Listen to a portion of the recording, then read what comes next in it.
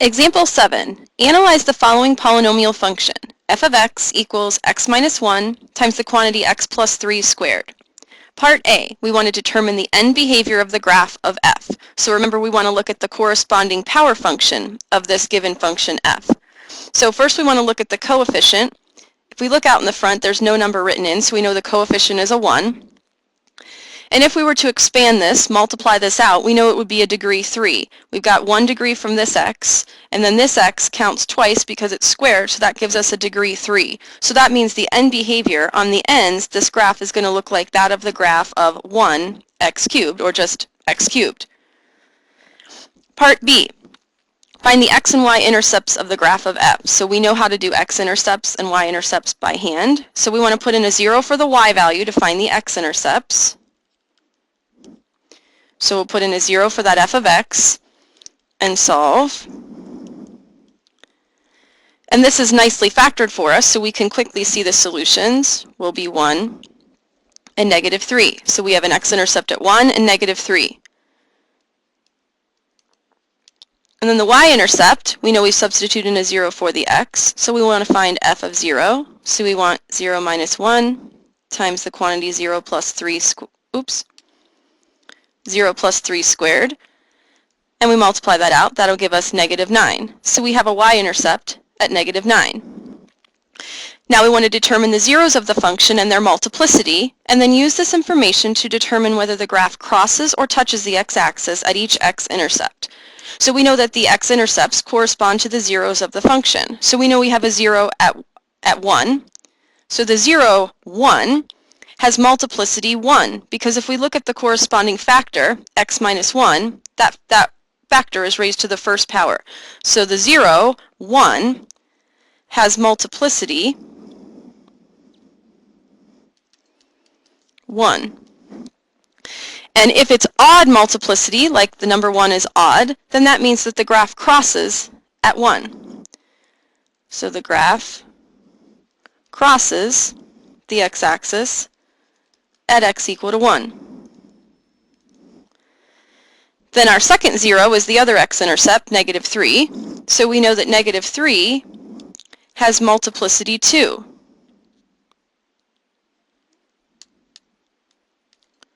And this is because the factor, x plus 3, is raised to the second power. So because the multiplicity is an even number, we know that the graph is going to touch the x-axis at x equal to negative 3. So let's graph this on our calculator. So I first entered the function here, x minus 1 times the quantity x plus 3 squared, and I graphed that in a standard viewing window, zoom standard. And so I can see the shape. So let's check the end behavior. So on the ends, it certainly does look like that increasing snake shape of an x cubed graph. It looks different than an x cubed graph in the middle, but on the ends it looks just like it. So that makes sense with the end behavior.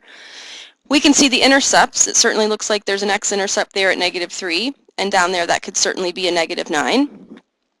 And then we can see that the graph crosses the x-axis when x is 1, and we can see it touches when the x value is negative 3. Now, in part E, we want to approximate turning points of the graph. So we can observe we have a max here and a min here. So remember, the turning point is just the ordered pair that corresponds to this max and this min. Well, we know that that max is negative 3, 0, so we don't need to do anything to calculate that. So we've got negative 3, 0. But the other one, we'll need to approximate that. So we'll use our calculate min. So we'll set second trace to calculate, and the minimum, option 3. So we want to move our cursor just a little bit left of where that dip appears in the graph. So we'll hit enter for the left boundary. And then we'll cursor over, arrow over, just a little bit to the right of where it looks like that dip appears, and hit enter. And then hit enter one more time. And we can see that we have a min at approximately negative 0.3, negative 9.5. So it doesn't tell us exactly how to round, so we can round however we'd like. My math lab will likely tell you exactly how to round. So then we also have a turning point. If I rounded 2 decimal places, it will be negative 0.33, negative 9.48.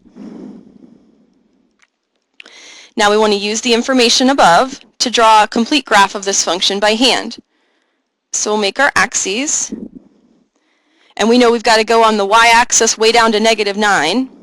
2, 3, 4, 5, 6, 7, 8, 9 for that y-intercept. And we've got to at least go over to that x-intercept of negative 3. I'll go a little farther. Okay, so we'll plot our x-intercepts. We've got one at 1, 0, and negative 3, 0. We've got the y-intercept down at negative 9, so 0, negative 9. And then we found that turning point, that min, at negative 0.33, negative 9.48 approximately. So that's just slightly left of the x-axis and slightly below that y-intercept. So just draw it slightly below. So we've got negative 0.33, comma, negative 9.48. And then we can draw this shape here, so we know that we just touch at negative 3. We come back down and we turn at negative 0.33. We cross the y-axis here. Oops. And then we cross that x-axis at 1.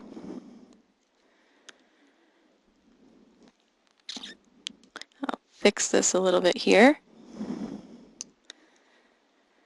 Okay, so the domain and range. So if we look at the domain of our polynomial function, we can see that it's negative infinity to infinity, like all polynomial functions. So our domain,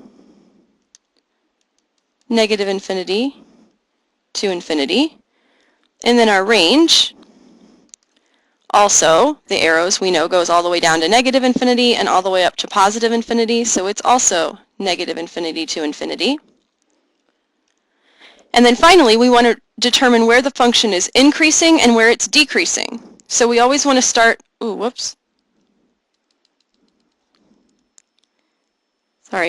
We always want to start and read the graph left to right. So if I start all the way left, I'm rising, I'm increasing until I hit an x value of negative 3. So I've got an increasing region from negative infinity to 3. And then I turn at 3.